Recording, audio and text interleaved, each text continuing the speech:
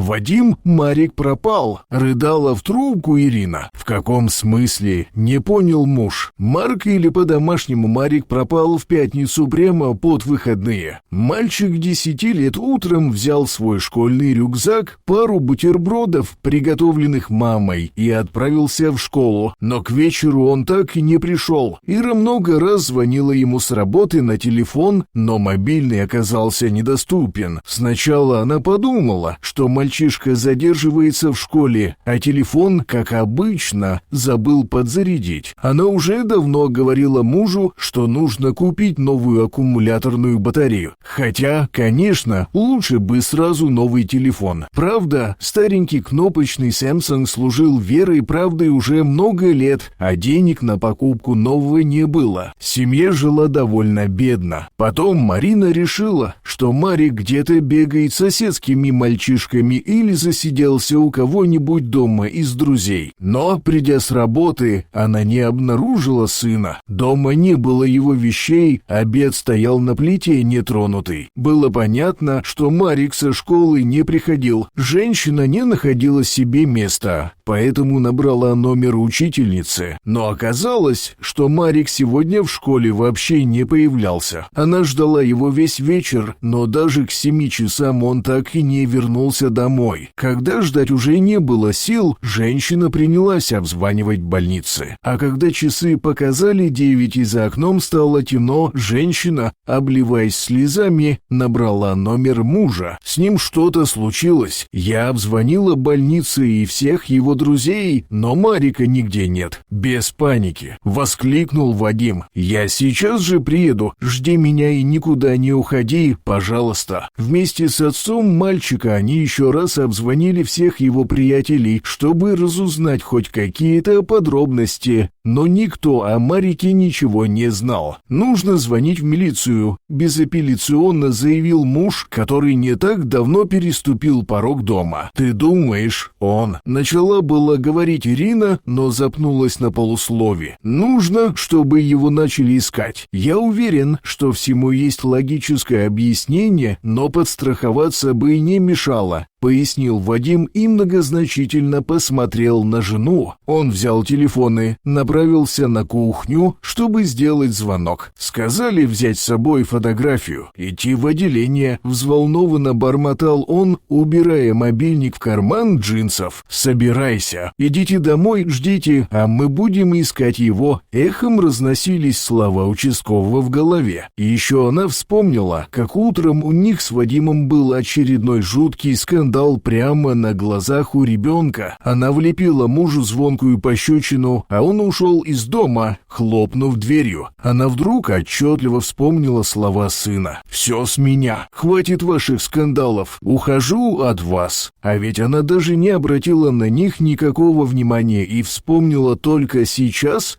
именно в эту минуту. Как же она глухая, равнодушна к собственному ребенку. Только сейчас ей стало ясно, что Марик намеренно ушел из дома. «Вадим, собирайся, пошли его искать. Он где-то прячется от нас. Мы со своими выяснениями отношений совсем потеряли контакт с ребенком». Огромный грязный пес со свалившейся шерстью, висевший на боках клоками, сидел в парке и, как всегда, поджидал своего нового друга. По виду это было нечто в прошлом похожее на кавказскую овчарку, но сейчас уже было сложно сказать. Незнакомый мальчик уже месяц подкармливал пса бутербродами. С тех самых пор, как Ларион потерял хозяина, он не знал, где хозяин, что с ним. Он помнил, как еще совсем щенком старик вытащил его из мусорного бака. Ларика уже прилично присыпали сверху отходами. Никто не замечал темный копошащийся комок шерсти, никто не слышал его жалобного плача. И только хозяин заметил Ларика в мусорном контейнере, совсем крошечного и еще только что открывшимися глазами. Пожилой человек просил у людей на улице милостыню и покупал на нее себе молоко и своему новому питомцу. Его хозяин был бродягой и жил в развалинах заброшенных домов на окраине города. В одном из подвалов у него него был небольшой закуток, где Ларик теперь поселился вместе с ним. Дядя Сева его выходил, и какое-то время они жили вместе и, надо сказать, жили счастливо. Во всяком случае, Ларик был точно счастлив. Ему было тепло и уютно рядом с хозяином. Тот день Ларик помнит хорошо. Ему повстречался на дороге добрый мальчик, который угостил его бутербродом с колбасой. Они долго бегали друг за другом в парке. Марик кидал ему палку, а Ларион с удовольствием приносил ее обратно. В какой-то момент пес напрягся, его сердце почуяло, что-то случилось с хозяином, и пес рванул, что есть мочи, в свой подвал. Не раздумывая ни секунды, Марик помчался за ним следом. Подвал горел, оттуда валил едкий дым. Мальчик с собакой бросились на помощь задыхающемуся человеку. Хорошо, что дядя Сева был маленьким, щуплым, поэтому большому псу с мальчиком не составило много труда тащить его на свежий воздух. Старика забрала скорая, и Ларик долго бежал за машиной. Не знаю, увидит ли еще он когда-нибудь хозяина. «Не бросай Ларика» была последняя просьба дяди Севы. С тех пор прошел месяц. Мальчик несколько раз пытался рассказать родителям историю двух бездомных существ, человека и собаки, но они его не слушали, не слышали. Они были заняты своими взрослыми разборками. «Ларик, а я из дома сбежал. Представляешь?» Мальчик объявил об этом с гордостью. Он даже присвистнул после данного заявления. Марик подбежал совсем близко, остановился и присел на корточки прямо напротив пса. «Я, кстати, колбаски тебе принес». Мальчик снял с себя рюкзак, достал оттуда бумажный пакет, раскрыл его и положил перед Ларионом. Они долго гуляли по городу. Марик смотрел на прохожих с детьми и собаками, грустил. Он не понимал, почему в его семье все не так. Наконец они подошли к дому мальчика. Марик поднял глаза. «Видишь, Ларик, вон мое окно, там свет горит, не спят еще, значит, наверное, опять ругаются». Пес сел около ног мальчика и положил голову ему на колени. В этот самый момент из подъезда показались родители. Они спешили на поиски сына. Марк нашелся. «Ну, наконец-то», выдохнула с облегчением мама. «Пошли скорее домой, ты совсем замерз. А знаете, у меня новый друг появился, и он тоже замерз. Мы с ним весь день вместе провели, он очень хороший. Это он меня привел домой. Я вообще-то еще не собирался», — важно произнес Марик. «Сынок, мы же договорились, никаких собак». Отец взял сына за руку и повел в подъезд. Они опять ничего не поняли. Мальчик обернулся и крикнул Лариону: «Ты только никуда не уходи, я их уговорю. Вот посмотришь дома». Он разделся, отказался от ужина, прошел в свою комнату и грустно и сидел у окна. Пса во дворе не было. Вскоре позвонили в дверь. На пороге стоял участковый. Рядом на площадке сидел Ларик. Вот что, дорогие родители, хотел бы я вам сказать, вы даже не знаете, какого геройского сына воспитали. За последние 2 часа я провел небольшое расследование и выяснил, что ваш мальчик и вот этот самый пес спасли человека на пожаре. Сейчас Всеволод Борисович Скрипка, хозяин пса, находится в больнице, но его скоро выпишут. Я очень хочу, чтобы вы наконец-то прислушались к своему сыну. Сделайте уже доброе дело, возьмите пса к себе, хотя бы пока его хозяин болеет. Правда, он бездомный, его дальнейшая судьба безрадостна, но примите участие в жизни старика. Возьмите пример собственного сына. Как вы сказали, зовут хозяина собаки?» — переспросил Вадим. «Так ведь это мой любимый учитель физики». Мужчина оторопел от таких новостей. «Правда, я о нем 15 лет ничего не слышал. Но вот, тем более оказывается, что он вам совсем не чужой», — обрадовался участковый. «Я понял, мы все сделаем. Не волнуйтесь», — стал оправдываться Вадим. «У меня есть небольшой дом в деревне, недалеко от города, вот туда и поселим старика. А пес пусть сам выберет, где ему лучше, в городе или в деревне». Марик подошел к Лариону и крепко обнял его за пушистую шею. Пес даже перестал дрожать и благодарно ткнул мальчика носом в плечо.